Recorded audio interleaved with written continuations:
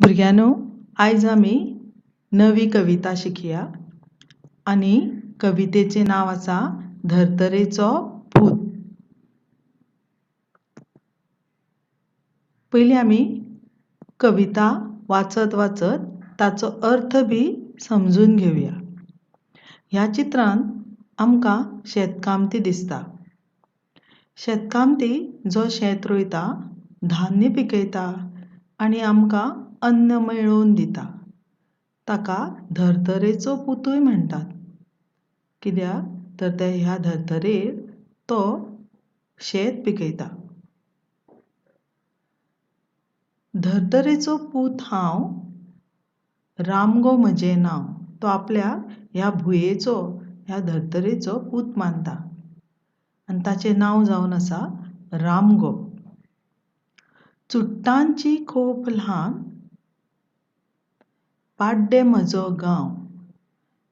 ही जी चित्रांत तुमकां खोप दिसता ती ह्या राम गो नांवाच्या शेतकामत्याची आसा.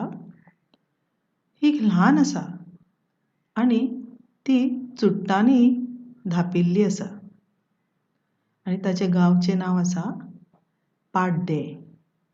पाड्डे ताचो गांव. तो म्हणटा, फात्या पारा उठ्ठा तसो घेता देवा नांव. फात्या पारा म्हटल्यार सकाळी फुडें, जेन्ना दीस निकतोच उजवडटा,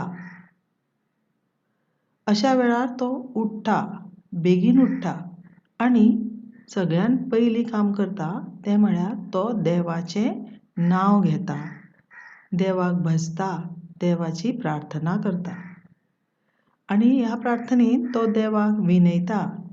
तो म्हणटा देवा म्हाका आनी समेस्त लोकांक पाव. तो आपल्या खातीर प्रार्थना करताच, तर आपल्या वांगडा समेस्त लोकांक म्हणजे सगळ्या लोकां खातीरूय तो प्रार्थना करता. जोत घेता शेता वता. हो शेतकामती, हाजे खांद्यार पळयात जोत दिसता. तो तें जोत घेवन काम करपाक शेतांत वता. सांजे पारा परतता. आख्खो दीस शेतांत रावन कश्ट करून काम करून जातकच तो आपलें सामान घेवन परतो आपल्या घरा परतता. पावस पडूं म्हळ्यार तो सदांच शेतांत वता. केन्ना शेतांत आसतना पावस पडटा आनी शेत रोयता आसतना बी पावस पडटा तेन्ना त्या शेतकामत्याक खूब त्रास जातात. शेत पिकूं म्हळ्यार जेन्ना शेतकामती शेत रोयन जातकच खूब दिसांनी शेत पिकता, म्हणजे धान्य जाता आनी तें धान्य ताका मेळपाचें आसता तेन्ना ताका आनंद जाल्लो आसता. तर ह्या दोनूय वखदांत जेन्ना ताका कश्ट लागतात आनी जेन्ना तो खोशी आसता, अशा दोनूय वेळाचेर तो देवाक व्हरायता, म्हटल्यार देवाची याद करता, देवाची प्रार्थना करता. आतां हांगा पळयात, हांवें कविता बरयल्या. ही कविता हांव तुमकां आतां म्हणून दाखयतां, तुमी आयकात. धर्तरेचो पूत हांव, राम गो म्हजें नांव.